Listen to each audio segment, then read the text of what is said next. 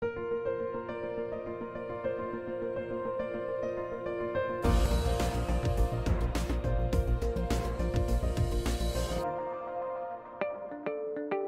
think CCOs' jobs are changing completely. So, new skills, new leadership requirements, the idea that you have to be persuasive inside the C-suite and collaborative. You know, we've talked about the CCO as a chief collaboration officer, maybe inside the C-suite. I think that's very true. I believe that the strongest communications parts of the future are going to have people coming in and out. They're going to have legal backgrounds, they're going to have finance backgrounds, they're going to have HR backgrounds, they're going to have operational backgrounds. I don't think any communications function will survive in the future unless it has a critical mass of people who are operationally credible in the organization. A prerequisite, I think, of the function for the future is that we will have much better, stronger, more diverse leaders in terms of gender, in terms of ideas, in terms of geography, in terms of where they come from. I think we live in an environment where we aren't in total control over our narrative, and if we're very clear about corporate character and we engage with our communities through channels that we've created, whether live or digital, using social media strategically to bring communities together, then I think we're really helping to drive a more consistent narrative. The CCO is central to reputation management. Obviously, that's the main job that we have as CCOs. And as circumstances change around the company and in the company, you just have to keep the eye on that particular objective. You can have changing technologies, you can have channels that disintegrate, you can have all sorts of things happening around you. It doesn't really matter because the nut of the issue is how do your stakeholders see you? What do they think about the way that the company behaves? Not what it says, but how it behaves.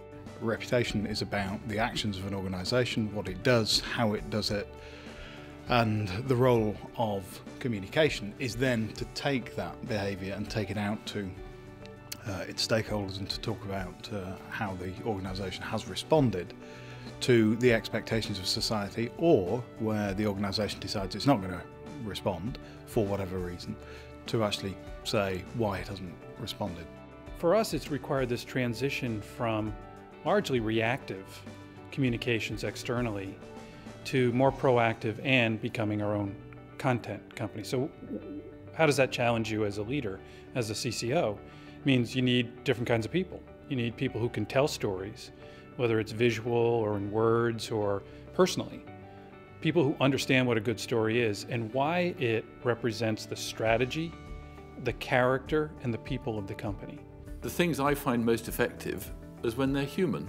When you say human being human about something that you probably don't have much experience of, but you know it's utterly real, it gets through that marketing barrier we've all developed over the years, and you, oh my God, that is something that I'm now experiencing. Corporate character is hugely important for us as a way to get everybody aligned around what it is that truly is at the core of our business. Who are we as a company? And the more aligned you are, then the more consistent you are when you are in the marketplace, and then the marketplace can help carry that message forward. When you're faced with a situation where you have to redefine the corporate character, that's where the CCO should step in and make sure you have all the facts available to start doing it. So find out what's wrong with the current formulation of corporate character. It can be the business purpose statement, it can be mission and values, it can be all sorts of things. If it's not realistic, if it's not authentic, if it's not real anymore, and things can change in the company, then the CCO should step in to facilitate the change process. Unless you're working across and integrating across the disciplines of public government affairs, sustainable development, internal and external communication, marketing communication, then you're probably not going to be in a real position to influence behaviour and drive the actions of the organisation. I think comms is like any other serious grown-up function, except more so, and I think it's going to become even more like that. It needs the same level of controls, systems and measures to reinforce the bigger, nobler purpose about clarifying the strategic intent of the company, shaping the behaviours and values and brands that you actually want.